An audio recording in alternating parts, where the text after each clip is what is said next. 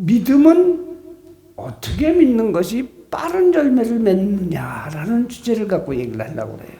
믿음이라는 것은 원래 믿음을 낳고 그 결과는 감씨 하나를 심었는데 수많은 감이 열리고 또 수많은 감씨를 또 감이 열린 데서 만들 뿐더러 그 감나무는 금년으로 끝나는 것이 아니라 내년, 내후년 그 다음에 계속 감나무는 살아서 어김없이 많은 열매를 맺습니다. 항상 진실한 믿음이 있다면 그 가치는 무한한 것이에요.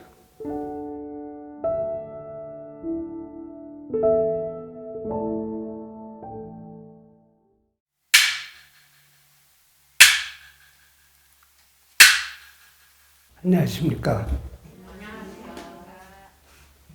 상당히 오래간만에 뵙는 것 같아요. 2달, 3달 만에 이렇게 뵙는데 모두 다 건강한 모습으로 보여지기 때문에 매우 부처님의 은혜에 크게 감사드리는 바입니다. 지금 오늘 제가 그 본문을 할 주제가 믿음은 어떻게 믿는 것이 빠른 열매를 맺느냐라는 주제를 갖고 얘기를 하려고 그래요. 근데 너무나도 지금 이렇게 제가 예상했던 것보다는 많이 오신 거예요. 내가 계산을 하기에는 15명 오면 많이 오겠다 이렇게 생각을 했는데 어저께 저녁에 그 대한불교 조계종에서 일부 사찰에서 법회를 재개한다는 뉴스가 나왔어요. 사찰과 일부 성당에서도 미사를 재개하기로 했다 이렇게 얘기를 했는데 그 문자에서 알듯이 특별하게 그 방역에 관한 그 소독제 뿌리는 거를 구입을 해갖고 오늘 아침에 전부 다 저거 했은 거니까 전혀 염려는 안 하셔도 됩니다. 그리고 여러분들이 여기 오신 이유가 뭐겠어요, 보면. 부처님의 믿음이 아니고서는 요즘같이 이렇게 위험하다고 하는데 굳이 마스크 쓰고 이렇게 오실 일은 없잖아요. 그것은 믿음이라는 것은 원래 믿음을 낳고 그 결과는 감씨 하나를 심었는데 수많은 감이 열리고 또 수많은 감씨를 또 감이 열린 데서 만들 뿐더러 그 감나무는 금년으로 끝나는 것이 아니라 내년, 내후년 그 다음에 계속 감나무는 살아서 어김없이 많은 열매를 맺습니다.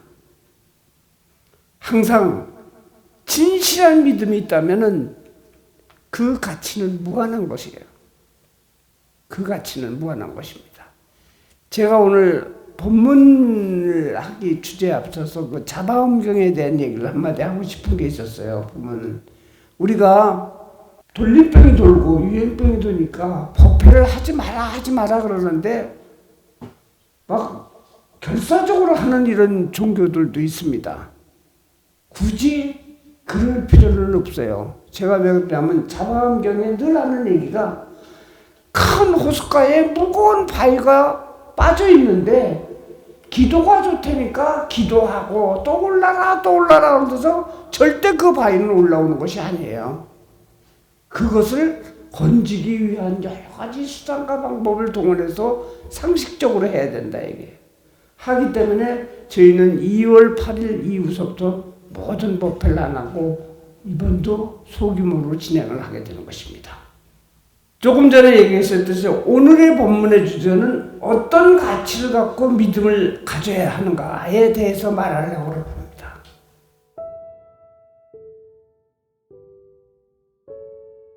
어떤 가치를 갖고 믿음을 가져야 하는가에 대해서 말하려고 합니다. 무엇보다도 믿음에는 전제 조건이 있어야 합니다. 내가 믿는 것에 대한 대상에 대한 믿음에 의심이 없고 순수해야 된다 얘기야. 어떤 사람은 그런 얘기를 하죠. 어디 가니까 더 좋은 게 있어. 어떤 자리 가니까 더 좋아. 교회 가니까 또 술술 풀려. 어디 가니까 뭐해 이렇게 얘기하는데 그렇지 않습니다. 내가 믿고자 하는 것에 대한 그 확신을 가져야 되는 거예요. 또 강력하게 또 보람이 있다는 조금 전에 얘기하는 확신을 갖고 믿어야 되는데 이런 사람들이 있죠. 그저 오랜 습관처럼 옛날부터 절에 다녀왔기 때문에 그냥 다닌다는 사람이 있어요. 그냥 다닌다는 사람. 간절하고 환심으로 의심 없이 믿어야만 그 기도를 하고 그 믿는 것에 대한 것이 확실한 열매가 맺어지는 것입니다. 그래서 이런 얘기를 합니다. 제가 늦게 배운 도둑질이 뭐라고 그럽니까? 날 샌 줄 모르고 계속한다고 그러죠. 여기 오랫동안 절에 다니신 분은 우리 옥독보살 같은 분도 그런 소리 듣기 싫을지 모른다고 몰라도 내가 50년 60년 렌즈를 많이 다닌 것보다도 늦게 배운 도둑질이 밤새울 줄 모른다고 그런 얘기 있어요. 50년 동안 믿는 것보다 3년 동안 진실하게 착실하게 믿는 것이 득도할 수 있는 길이다. 그게 바로 불교예요.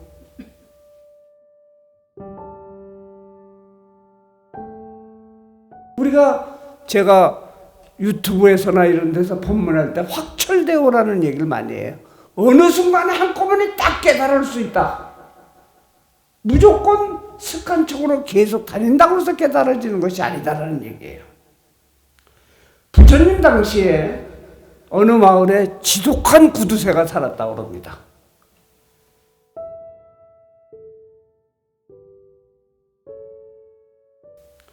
부처님 당시에 어느 마을에 지독한 구두쇠가 살았다고 합니다. 그에게 아주 소중한 아들이 하나 있었는데 그 아들 이름이 맏딸 쿤달리였어요. 맏딸 쿤달리를 해석을 하면 무슨 얘기냐면 넓적하고 편편한 귀걸이를 하고 다니는 사람이에요. 구두쇠 아들에게 황금 귀걸이를 주고 싶었는데 귀걸이를 이쁘게 멋있게 만들려고 그러다 보니까 세공비가 아까워요. 이래나 저래나 금은 마찬가지인데 어떠려 해갖고 그냥 망치로 금을 두들겨 갖고 넓적하게 만들어서 귀에다 달고 다니게 했어요. 그래서 지은 이름이 맏딸 쿤달리입니다. 이렇게 구두쇠한테 소중한 아들이 있었는데 어느 날 그 아들이 황달에 걸려갖고 얼굴이 누렇게 되면서 앓기 시작을 했어요. 근데 이 구두쇠가 병원에나 의원에 가려고 생각하느니 돈이 아까워서 갈 수가 없는 거예요. 한 번 가면 비싸다고 그러니까. 그래서 머리를 쓰고 생각하는 곳에 황달에 좋다는 약초를 갖다가 한꺼번에 냄비에다 다 넣고 먹이기 시작을 한 거예요. 미안한 얘기지만 그런 식으로 해서 날병이 아니었던 거예요. 나날이 병세가 나빠져 급기야 목숨이 위험해지자 그때서야 마지막으로 아들의 소원을 풀어준다고 의원을 불렀습니다. 근데 이 의원이 가만히 아들 상태를 보더니 고개를 가로로 젓는 거예요. 불가능하다는 거예요. 슬퍼하고 울고 있던 이 구두쇠가 가만히 생각해보니 어차피 아들은 죽을 건데 죽으면 장례를 치려면 또 돈이 많이 들 것 같은 거예요.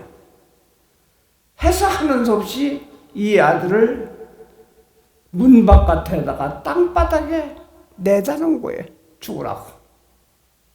그래서 아들이 차가운 땅바닥에서 죽어가는 신세가 된 것입니다. 당시에 부처님은 새벽마다 선정에 가만히 들어갔고 내가 구제할 중생을 찾아보시고 그들을 찾아다녔습니다. 오라오라 하지 않고 부처님의 가장 큰 특징이 어려운 중생들을 직접 찾아다녔어요. 우리나라 불교 스님들도 그렇게 배웠으면 좋겠습니다. 내가 생각할 때는. 그래 부처님이 찾아가 보니까 이 청년이, 숨이 끊어질 청년이 부처님을 알아본 거예요. 부처님이 마타 쿤달리야, 나를 보아라 하는 거예요.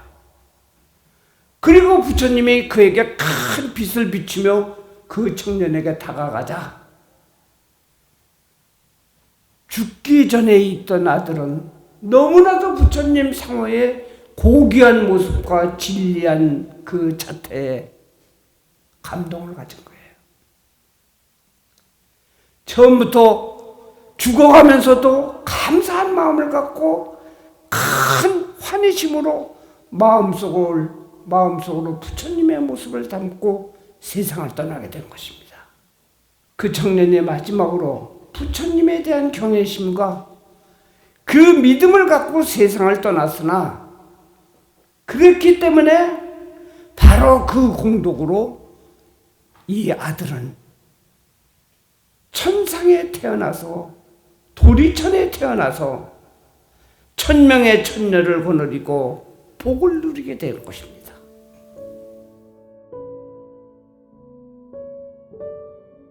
자, 아들은 죽었어요. 한편으로 아들을 잃은 구두쇠는 뒤늦게 슬퍼하면서 울기 시작을 하는 거예요.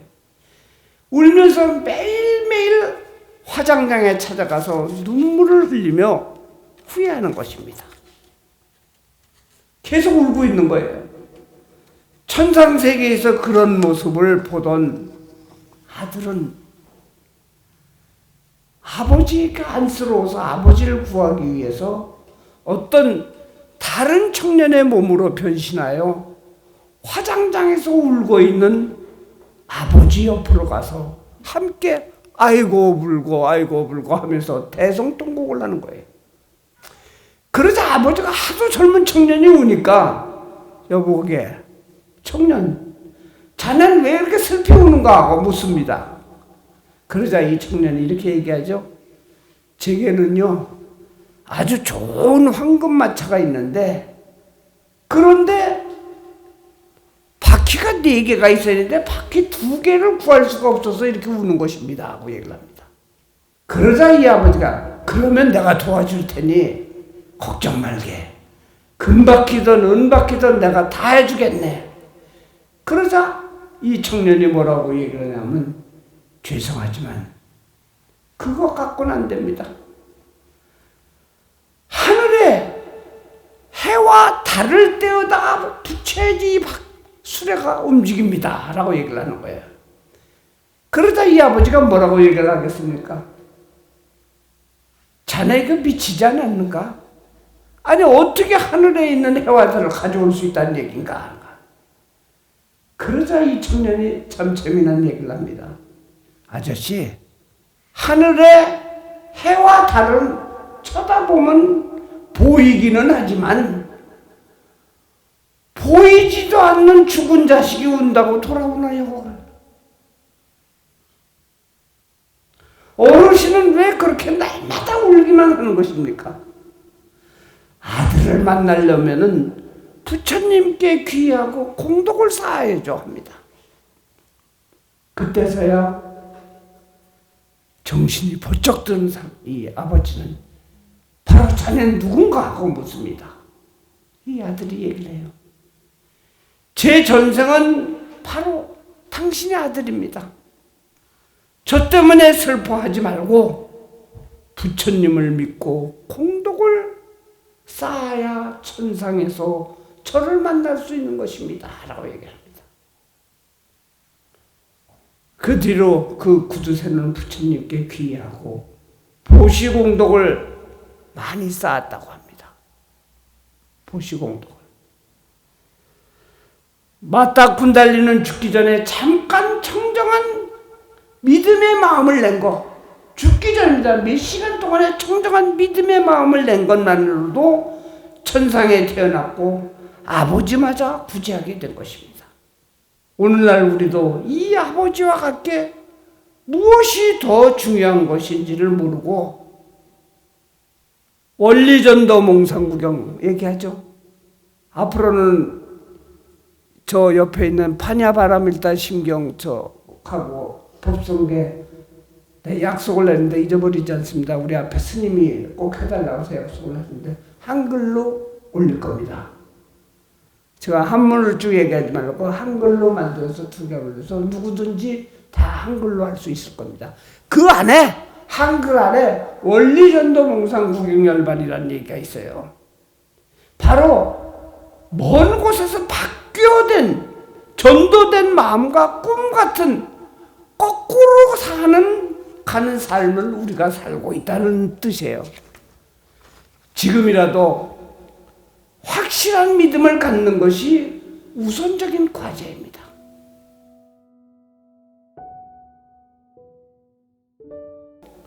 확실한 믿음을 갖는 것이 우선적인 과제입니다. 그것이 선행된다면 어느 누구라도 구원을 받을 수 있는 것입니다. 그러면은 여러분들은 어떻게 내가 어떤 방법으로 믿어야지만 올바른 믿음이 될까요? 오늘의 주제입니다. 5가지 방법으로 믿으면 된다는 얘기를 알려드리려고 합니다.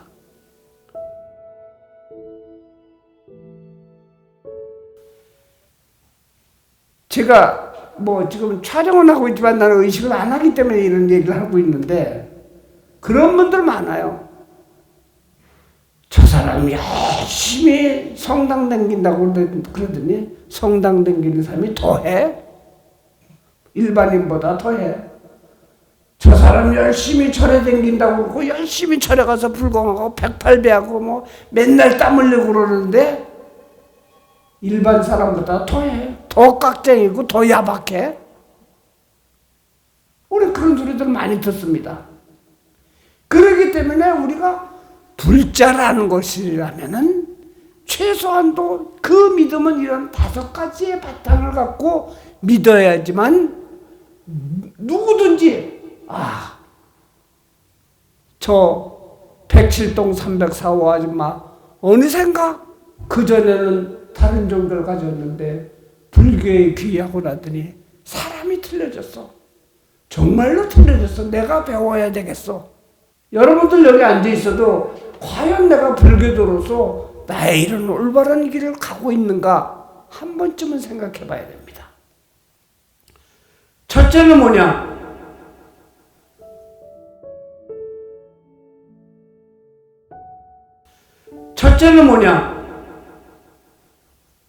부처님을 읽을 때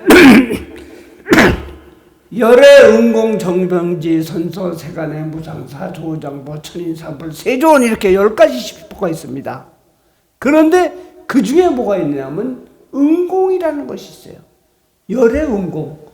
당연히 부처님에게는 공양을 올려야 된다는 얘기예요. 하기 때문에 아무런 얘기 아닌 것 같아도 처음 온 공양주보살이나 처음 와서 배우는 사람한테 맨 먼저 가르쳐주는 것이 부처님 앞에 마지막 올리는 것부터 가르쳐주거든요. 부처님 앞에 공양을 올려야 된다.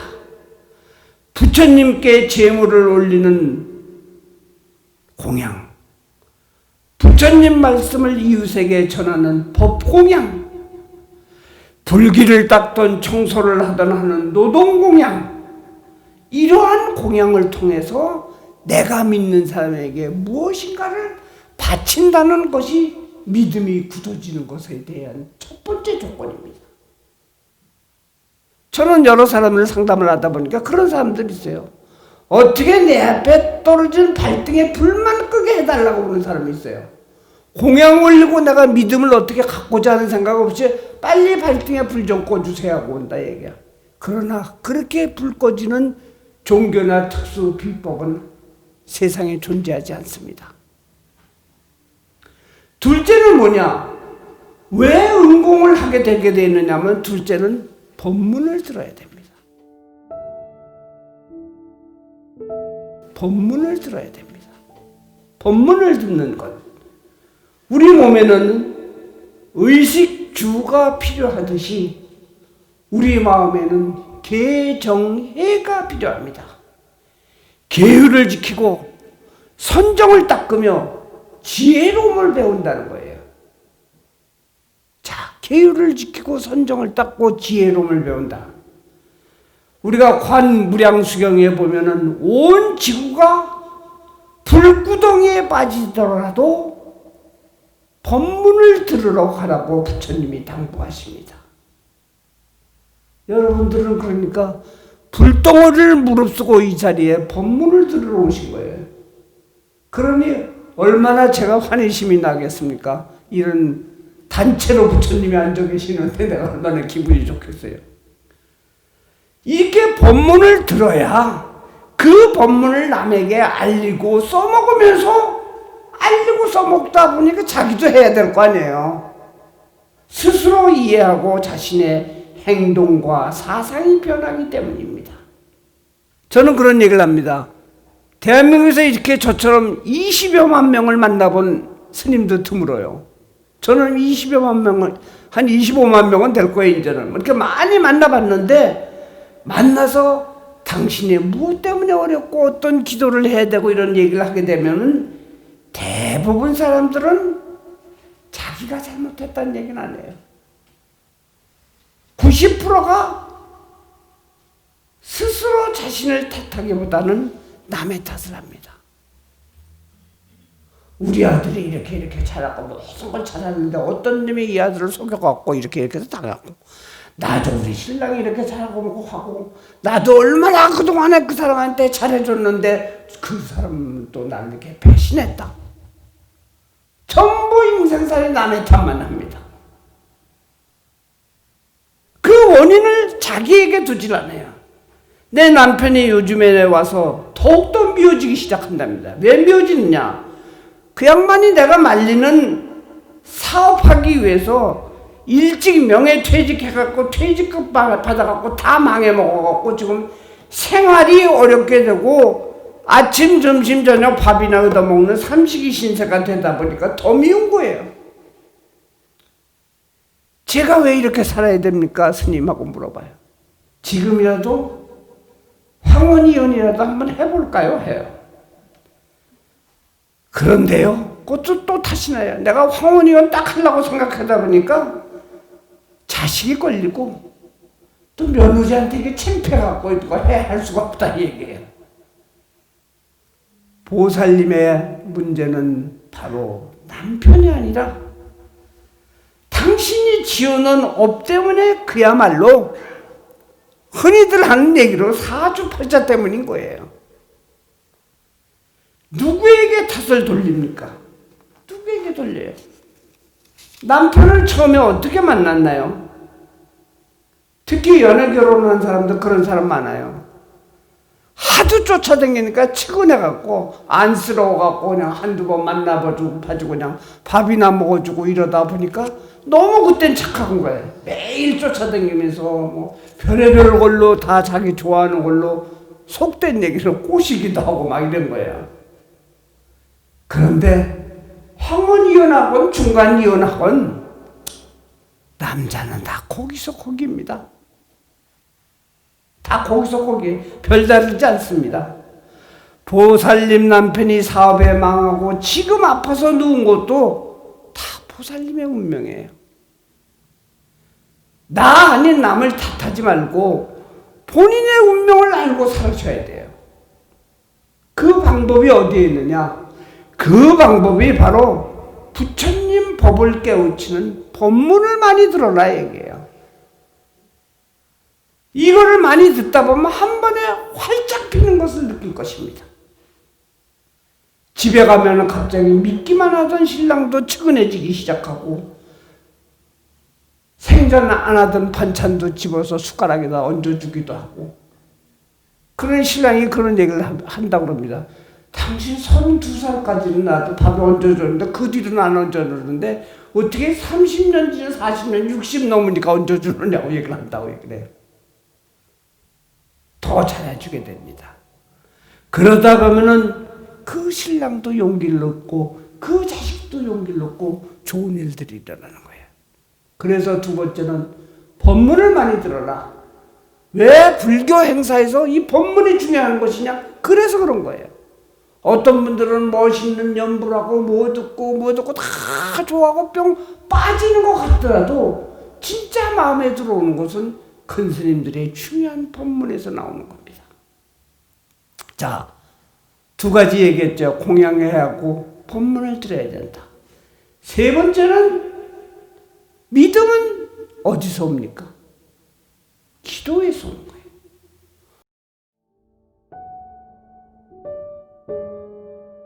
세 번째는 믿음은 어디서 옵니까? 기도에서 오는 거예요. 원효대사는 운명을 끄는 힘은 황소가 수레를 끄는 것보다 더 세다고 했습니다. 뭐가? 운명이 끄는 힘이. 대부분의 사람은 운명이 끄는 대로 따라갑니다. 거기에 저항하고 자신의 생각대로 끌고 가야 하는데 쉽지 않습니다. 정말 어려운 거예요. 그래서 불가에서 맨날 가르쳐주는 게 뭡니까? 수처작주 하라고 해요. 수처작주. 어딜 가도 네가 주인이 되라 하고 가르칩니다. 그런데 이게 정말 어려운 겁니다. 말은 쉬운데 어디 가도 주인이 되는 게 절대 안 됩니다. 당장 누가 나한테 재물을 주는 사람인데 어떻게 내가 주인이 됩니까? 안 돼요. 스스로 운명의 주인이 되라고 하는 것입니다. 하지만 그렇게 되기까지의 가장 큰 힘은 기도의 힘인 것입니다. 빠짐없이 경전을 읽고 기도를 하고 시간, 장소 가리지 말고 어디서나 연불 경전을 읽으면 좋은 것입니다. 물론 어떤 스님들이 그런 얘기를 많이 해요. 새벽에 한다면 매우 좋다. 특히 인시가 좋아요. 이렇게 얘기를 합니다. 왜? 이는 음양오행상다 보면 시작이에요. 제가 며칠 전에 등명낙하사에 대한 얘기를 했는데 거기에서도 그 얘기를 했습니다. 시작하고 희망을 하는 힘이에요. 그러한 논리가 있기 때문에 인시가 가장 역동적인 시간이라서 기도를 하는 것이 좋습니다. 그래서 스님들이 새벽 그 시간에 새벽 예불을 합니다. 대부분 거의 다. 도량도 돌고 다 이렇게 합니다. 하지만 여기 앉아계신 분들은 스님들이 아니에요. 삶에 대한 리듬이 틀려요. 그렇게 하고 싶어도 할 일들이 많아요. 어찌 새벽 1시, 2시까지 일을 해갖고 시장에서 장사를 해야 되는데 인시에 자지 말라는 얘기가 어떻게 통하느냐 얘기. 새벽에 자야지 다음날 일을 해야 할 수 있는 것입니다. 일반 사회인으로는 최선을 다하는 기도법으로 제가 말씀드린 나 맞는 기도법은 늘 걸어가면서도 지하철 타면서도 관세음보살 할 수 있는 기도법이 더 맞습니다. 그래서 우리 표본사도 나에게 딱 맞는 기도법을 알려준다. 여기서 기도를 하고 나면 가피를 나르는 수레에 올라탈 수 있다는 얘기를 늘 합니다. 기도가 중요한 것입니다. 네 번째는 어떤 삶을 살아야 되느냐? 네 번째는 어떤 삶을 살아야 되느냐? 제가 아까 서두에서 그런 얘기 했었죠. 절에 댕기는 사람이 더해, 교회에 댕기는 사람이 더해, 뭐 이런다는 얘기하는 것은 이게 부족하기 때문에요. 제일 부족한 것이 보시하는 삶을 살아야 돼요. 보시는 반드시 돈이나 재물로만 하는 것이 아니고 나눔과 봉사가 바로 보시인 것입니다. 나보다 어려운 처지에 있는 분에게 심신으로 돕는 거예요. 마음과 몸으로 돕는 것입니다. 제가 20여 년 전에 나를 찾아온 보살이 하도 매일 투정만 하고 자기는 불행하다고 그래요. 하는 것마다 불행하고 나는 왜 이렇게 살아야 되는지, 여기 아픈 거 좀 날라고 그러면 이쪽이 아프고, 다리 아픈 거 좀 날라고, 머리가 아프고, 머리 아파서 눕다고, 뭐 운동 못해서 살쪄서 또 이 모양이야. 나는 왜 이렇게 불행하느냐고 그러는 거예요. 그래서 어느 날 제가 신도들하고 조그만 봉고차를 하나 타고 장애인 수용시설에 함께 간 적이 있었습니다. 그곳에서 식당에 들러갔고 함께 장애인들과 점심때에 식사를 하는 과정이 있었는데, 밥상 위에 있는 떡을 이 장애인이 입에까지 가는 게 힘든 거예요. 잘못해서 머리 위에다도 붙이고 얼굴에다도 붙이고 막 이러는 거예요. 보는 사람의 가슴이 아팠습니다. 내가 돌아오는 길에 그 20년 만에 만난 그 보살에게 물어봤어요. 보살님, 아직도 자기 인생에 불만이 많으냐고 물어봤더니 묵묵부답입니다. 아무 말도 못하는 거예요. 중풍 환자나 치매 환자에게 목욕 봉사를 하고 오는 분들 물어보세요. 얼마나 가치 있고 자신이 얼마나 행복한지 모른다고 합니다. 이런 것들이 전부 보시인 거예요. 사람은 낭떠러지를 보아야, 또 깊은 바다를 보아야 위험을 압니다. 지금 나의 삶이 복된 삶이라고 감사하는 마음으로 보시를 하셔야 됩니다. 내가 보시할 게 어디 있어? 나 먹을 것도 없는데 이렇게 얘기하지 마시고, 따뜻한 말 한마디, 따뜻한 표정, 내가 갖고 싶은 걸 남에게 주는 것만 갖고도 커다란 보시공덕입니다. 남을 도울 수 있는 능력을 갖고 누구든지 있습니다. 다만 진정으로 돕겠다는 생각이 없었기 때문인 거예요. 믿음의 산에 오르려고 한다면 이 짧은 인생, 100년 전후에 이제 산다는 인생, 더더욱 좋은 곳으로 가려고 그러면 남을 도우세요. 이 네 번째가 이제 보십니다. 이제 마지막 끝으로 5번째 얘기를 할게요.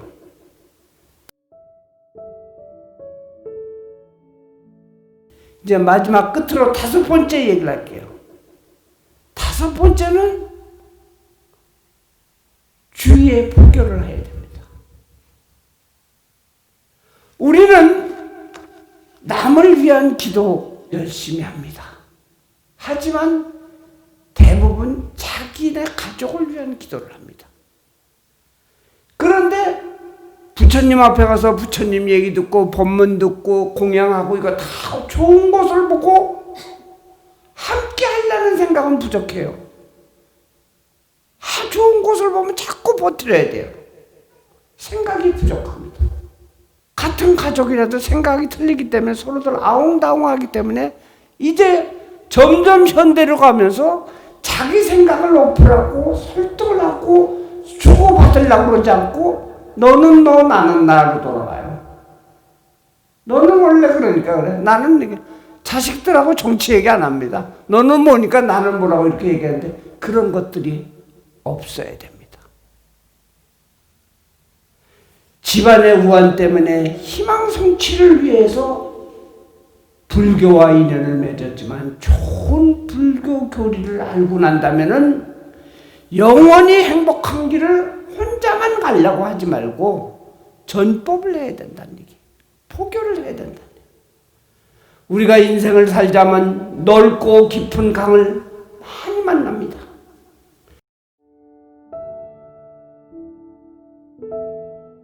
우리가 인생을 살자면 넓고 깊은 강을 많이 만납니다. 불교에서 번뇌가 보리의 씨앗이라고 했어요. 번뇌를 많이 하고 고민을 하고 뭘 하는 것은 결국은 깨달음의 씨앗이라는 얘기예요. 바로 번뇌를 알면 운명이 바뀌는 것입니다. 번뇌라는 것은 내가 누구한테 줄 돈 못 줬는데 오늘 누가 택배 온다 그러는데 어디다 놓고 가면 어떻게 할 것인데 분명히 나올 때 내가 가스불 껐는지 안 껐는지 헷갈릴 때 이게 번뇌가 아니에요. 아차 오늘 관리비 내는 날인데 이게 번뇌가 아닙니다.